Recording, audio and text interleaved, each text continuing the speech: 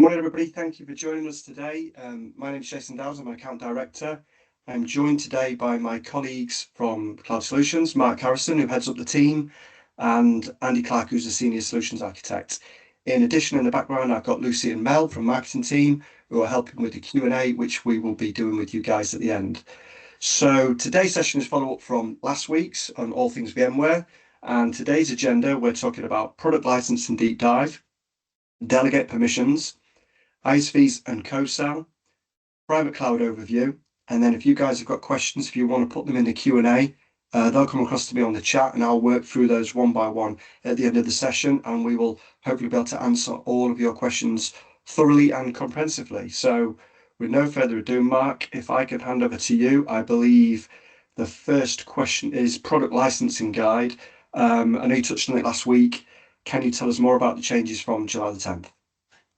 It was product license guide was published on date of the 10th of July. I believe it came out on the partner portal on the 14th, the day before the partner changes were announced.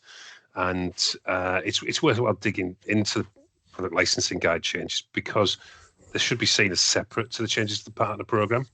The main thing is that the licensing guide changes impact all partners of all tiers, including US partners, EU partners, and EU partners aren't affected by the partnership program changes.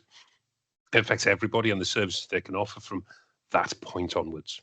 So if we're talking to any new prospects as an MSP at the moment, then we have to consider these product licensing guides.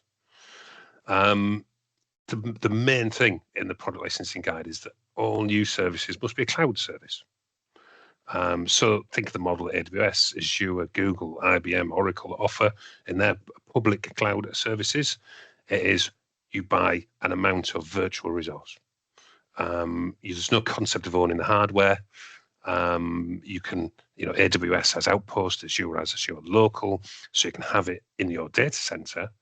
But unlike with Azure Local and AWS Outpost, you don't own the hardware. That's more like that cloud service that's sitting in that undisclosed location that we trust, and the managed service provider, or in this case the Broadcom partner, owns the hardware, manages the hardware, and presents the ability to create virtual resources on it.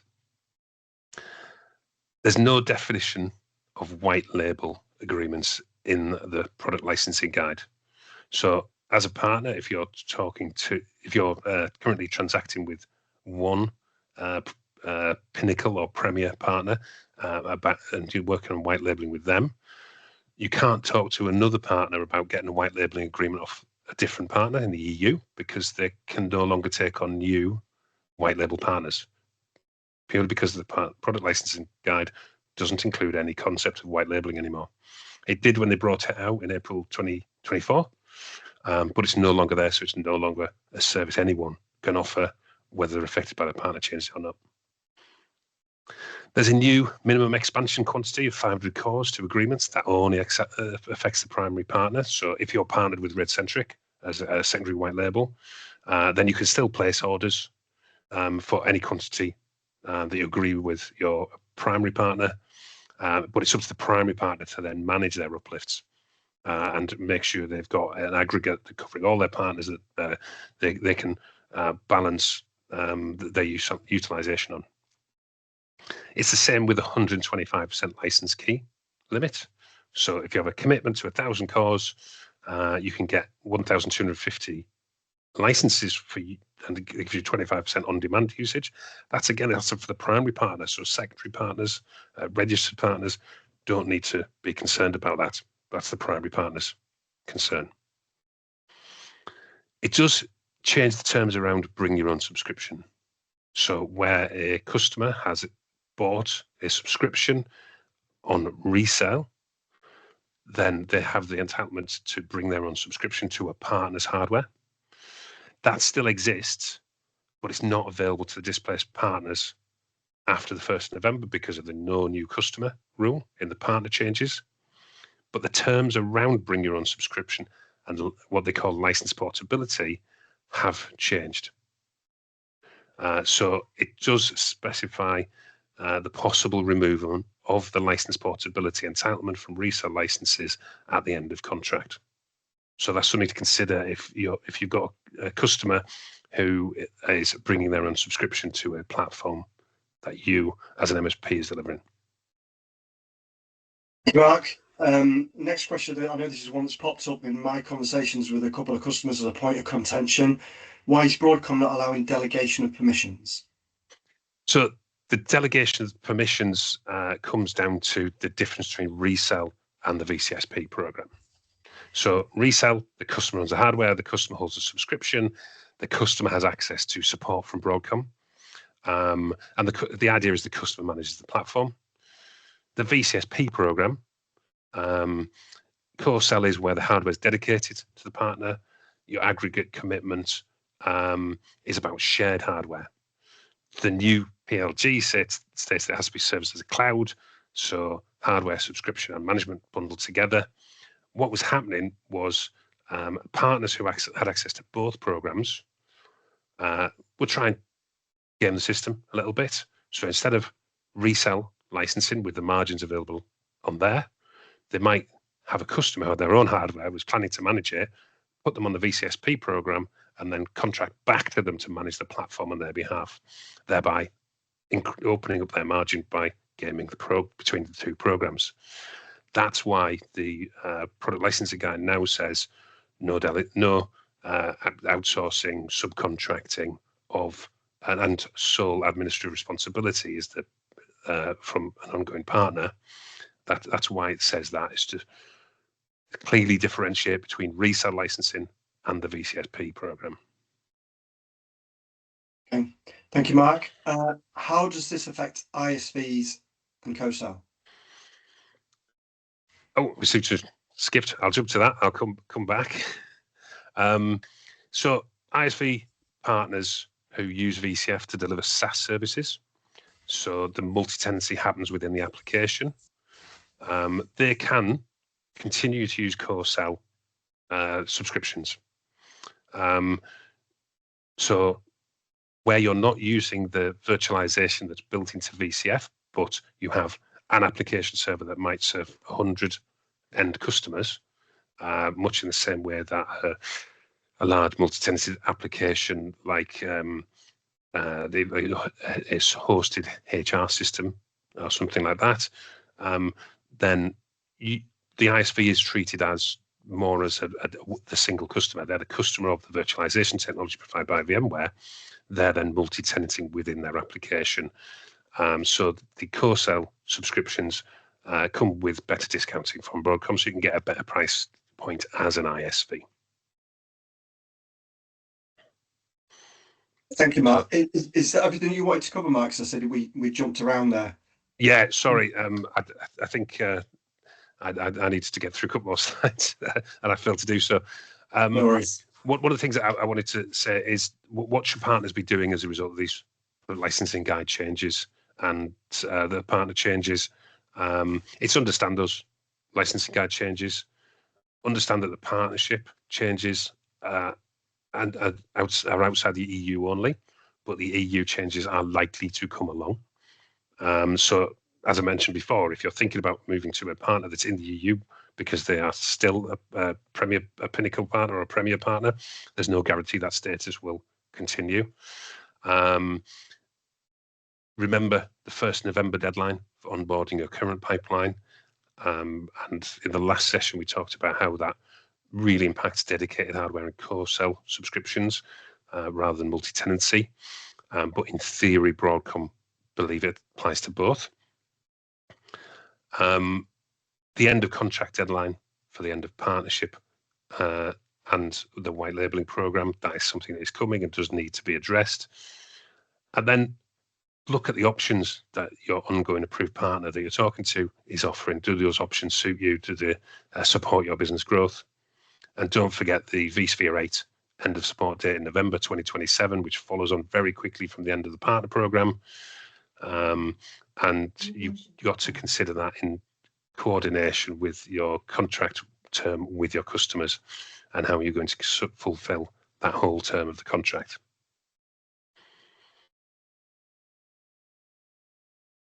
Just wanted to have a little bit of a deeper dive into what this cloud thing is that Broadcom's put into product licensing guide.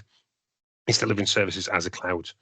So there's no implied ownership of hardware for the secondary partner or for the customer. To a certain extent, the actual physical environment is abstracted from them. It's an evergreen service, so the hardware is refreshed, the subscriptions and the versions of VCF are upgraded, all as part of the service. It's not outside of that. That's not a cloud service as such. It's hardware, the VCF subscription and the managed service, but also be aware of things outside of that area. So if you're using Microsoft SPLA Windows Server Data Center licensing, you're applying it to physical cores, check the SPLA program requirements, because they have Microsoft SPLA has a concept of service provider A being the infrastructure provider, service provider B being the managed service provider underneath the infrastructure, and both need to provide discrete parts of the SPLA licensing. The partner must have the sole administrative control, and it says that the service must be sold as a subscription. So that where it says that the product licensing guide, it means it's this cloud concept. You can still transact with your customers as pay-as-you-go or committed capacity, but it's a subscription service rather than CapEx followed by a managed service. There is provision for delegated admin. This is not subcontracted, this is delegation of certain tasks. So I think the product licensing guide talks about upgrades. And we're actually seeking qualification within Broadcom because we asked Broadcom and they're having to seek qualification within Broadcom to find out exactly what that means. And we'll bring that information to you on a future webinar when we get a definitive answer back from Broadcom. The Broadcom is stating that the partner must have sole administrative control, but then also state that some delegation on dedicated hardware to one customer can be achieved. I believe within Cloud Director, that's very difficult within the permissions that are in there, but in future versions of VCF, there may be some delegation of those rights. Again, we'll come back to you with the detail on that. And one of the important things to remember all of this is the person who transacts gets access to support. So on resell, it's the customer who sends the emails to Broadcom for support. So if a customer of yours has got resell licensing, they own the hardware, they have that support relationship with Broadcom. If you're providing a managed service on customer-owned hardware, then you have to go back to the customer and say, sorry, we can't resolve this issue. We need to escalate to Broadcom. In reality, the customer has to give you an email address and you can contact Broadcom directly because it's based on that email address. But if you scale that up across 100 customers, that's 100 different email addresses. Remember to email from the right one. So this is what the VCSP program is, the ideal for managed services.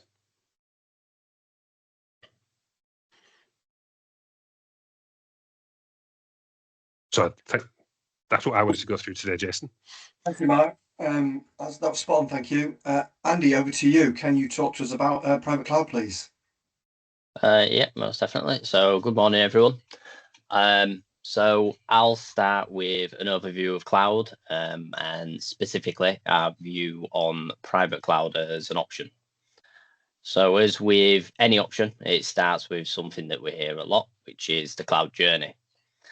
For us, this isn't necessarily where the focus should be. The focus should be on selecting the right destination from a number of possible locations and choosing the right home for the right workload.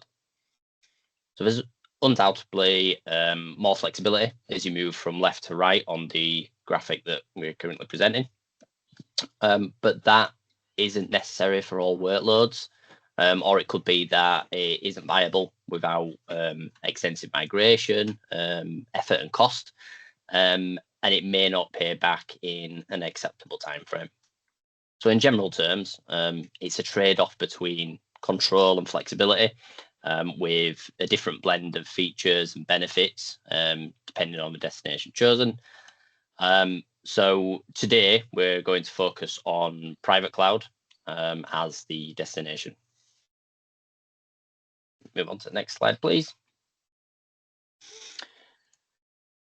So Private cloud, it comes in several forms, such as multi-tenant private cloud, which hosts multiple customers within the same platform, and dedicated private cloud with dedicated hardware and resources, usually to a single customer. So we see 5 main drivers towards choosing these private cloud solutions. These 5 main drivers, which I'll present in a moment, are predictable cost. So this is to allow for easier commercial analysis and planning. Sovereignty, to ensure that your data is safe and meets regulatory standards. Compliance with security and financial standards. Tailored solutions to meet your technical requirements and business needs. And legacy systems, so these may not be easy or at all possible to migrate to other cloud destinations. And from these 5 drivers, we see 2 that are very prominent right now in most of the discussions that we're having with our customers. And these are predictable costs and sovereignty. Move on to the next slide, please. So with data sovereignty, some of the considerations. One of the most complex issues facing businesses is how to stay compliant with local data protection and privacy laws. So whilst trying to ensure that your own sensitive data is protected. So these laws, they can range from, the US Cloud Act with lots of power over your data and access to it, GDPR and its derivatives, through to strict laws in China, Russia, and other parts of the world, which give a lot of reasons for caution. So the concept of a data visa should be adopted when choosing placement of workloads. A global cloud, whilst it's an excellent choice for many applications, it does come with additional considerations, specifically around your data and access and control. Not all statute demands localization, so policies can be applied to enforce it where the law demands. Sorry, Mark, can we just go to the previous slide?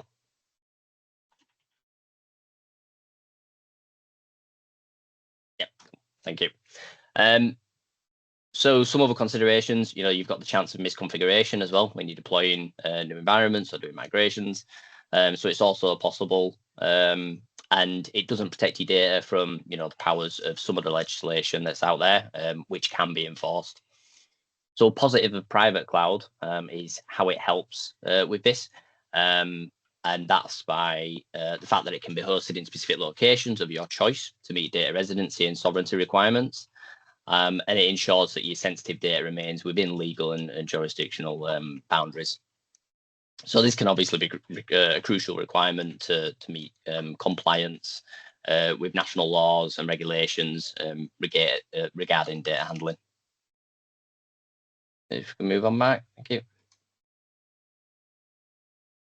So yeah, the next priority that we see from many of our customers at the moment is predictable cost. So with private clouds, you get this cost predictability. Private clouds are perfect for stable workloads. For example, workloads that have consistent usage patterns.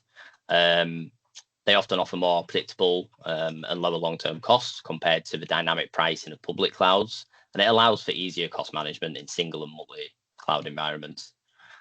Some private clouds, they can be designed with single tier high performance resources. So this allows for that cost predictability, provides capability to easily budget for future growth without worrying about the intricacies of many different resources and resource configurations, which can obviously inflate the price. At this point, most of us have heard the horror stories of someone provisioning a large high performance VM, forgetting about it, and then receiving a bit of a shock at the end of the month when they receive the bill.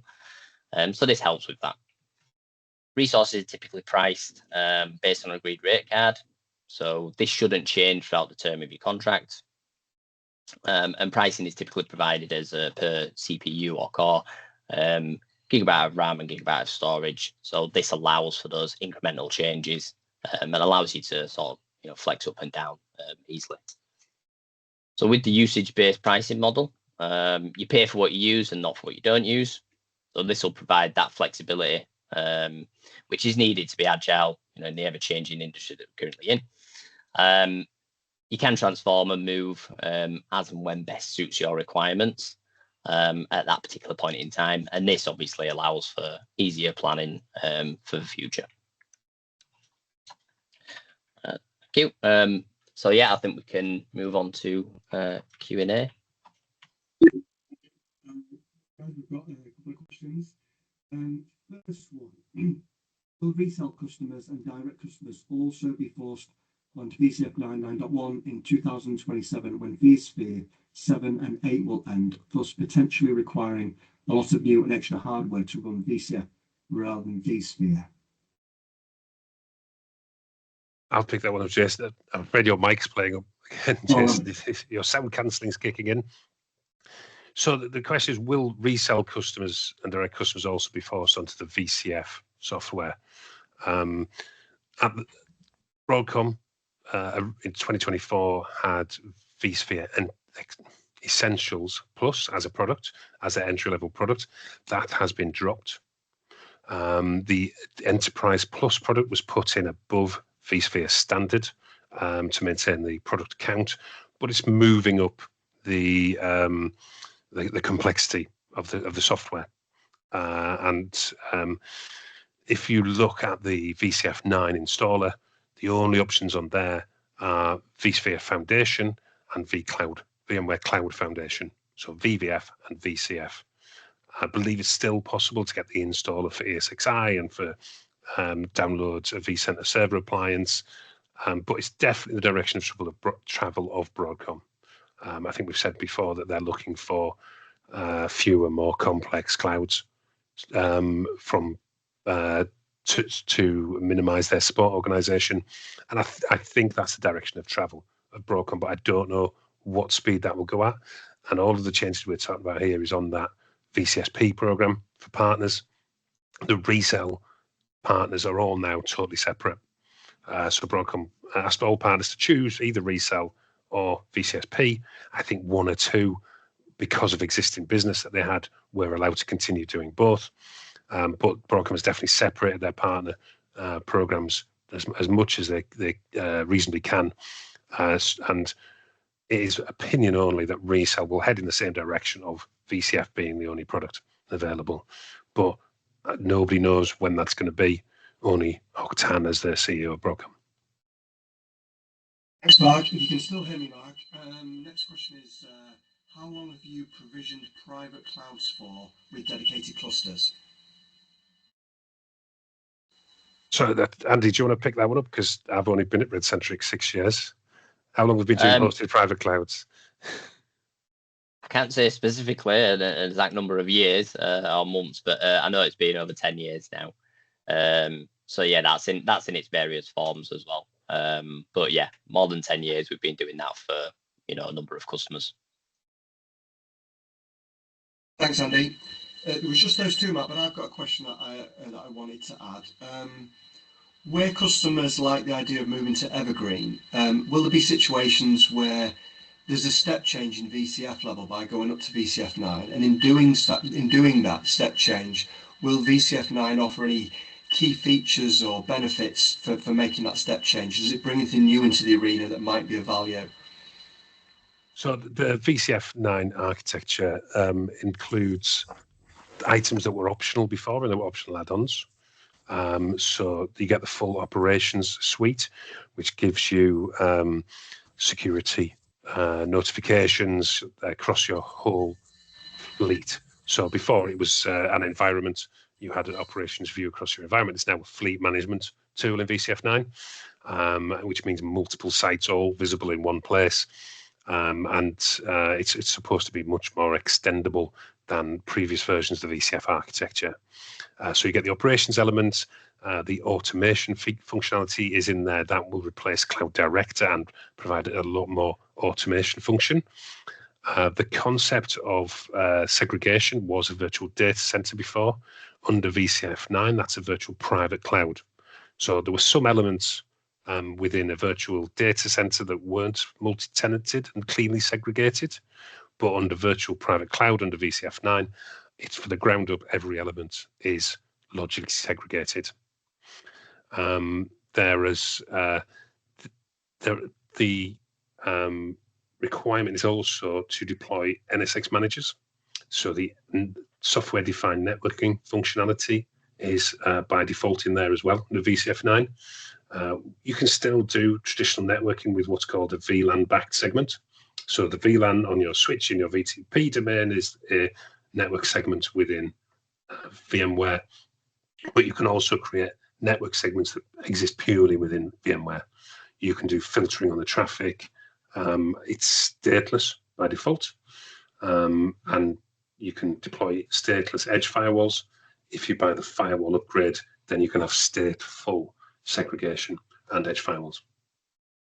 So that being the equivalent in public cloud, let's take Azure as an example of network security groups. They're stateless. They allow traffic to port 3389, for example, and everything after that is not inspected. It's just allowed. So the equivalent again of an access control list on a switch and router.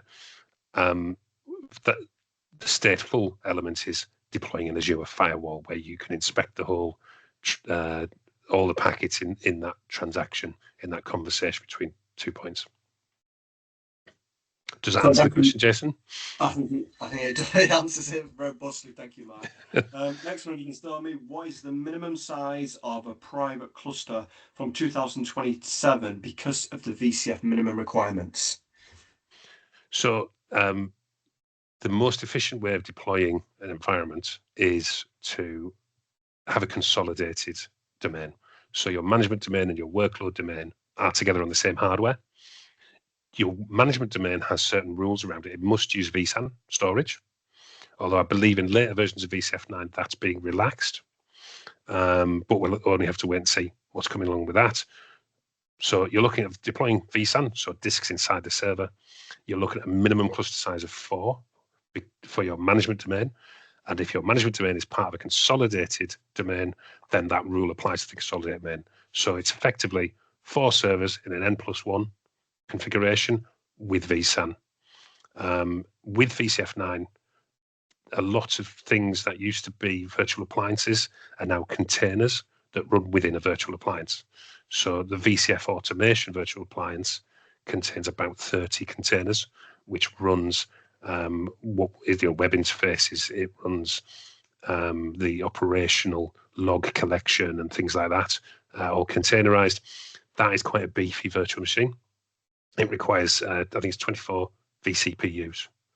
So to deliver 24 vCPUs and 192 gig of RAM, then you're probably looking at, 196 gig of RAM, then you're probably looking at 256 gig of RAM in each host, at least one 16-core hyper-threading server, because that can deliver 32 virtual CPUs, which means it meets the 24 vCPU minimum that comes with that single management domain virtual appliance.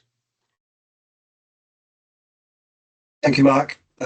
Just one more last one from me. In terms of more clarity on the difference between resellers and VCF partners, if we've got a partner that is managing a set of customers, they've got their own on-prem equipment, but they're just helping them manage it, but that equipment is, owned by those customers, those end customers. Does that make them resellers, or can they still be VCF partners? Just so I can understand the difference between the two. We jump back to that slide. So yeah, if the customer owns the hardware and it's on the customer's premises, then the customer can leverage resell licensing. Yeah, it doesn't stop a partner helping them manage their platform, but the customer is ultimately responsible for managing it because the customer has the relationship with Broadcom to access support. Yeah.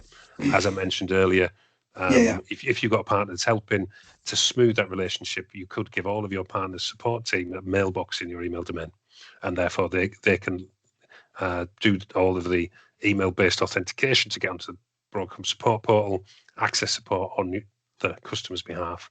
But that doesn't scale very well if you're looking at 100 customers on that basis.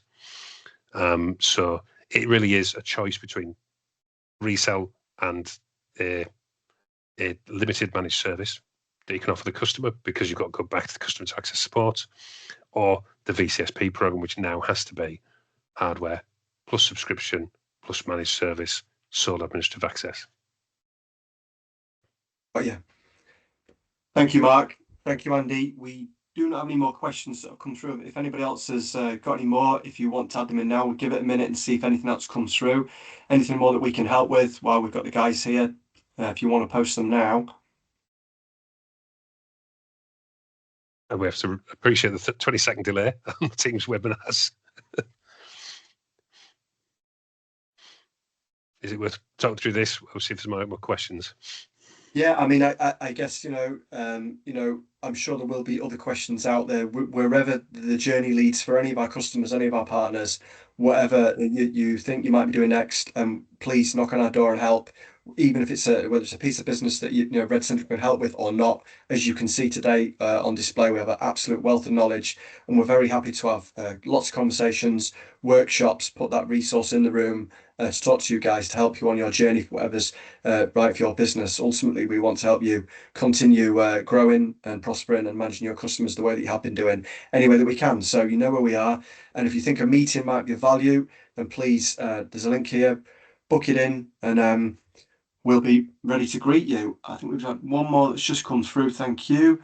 If you're running a management cluster in VCF and have a dedicated cluster, how can you convert that setup to a resale program? So with two licensing programs, everything has to be on one program or another. So you're running a management cluster and have a dedicated cluster. I'm assuming you've got multiple workload domains. So you have a workload domain with multiple clusters, and the hardware is dedicated to individual customers. If you're looking, so you've in essence, you have a shared management domain. What I would say in that situation is your management domain and your workload domain have to have the same licensing, whether that's resell, bring your own subscription, or co-sell, or your standard aggregate. It has to be the same licensing according to Broadcom. In that situation, I would suggest you either need to convert your cluster that's dedicated to a customer that wants to move to resell licensing into a consolidated domain. That might mean moving it from the minimum 3 servers to add a 4th, ensuring that vSAN's implemented and the other minimum requirements that are defined with a management domain, and therefore a consolidated domain. You can bolster that cluster, add a little bit more that meet those minimum requirements, and then separate it off from your shared management domain. Or you can, in fact, you can't, if you're using resale licensing, you can't share your management domain, because whose support contract would you raise a ticket on under if you had a problem with the management domain? Excellent. Thank you, Mark. We'll just give it another minute, see if any more come through, but I think that's a wrap.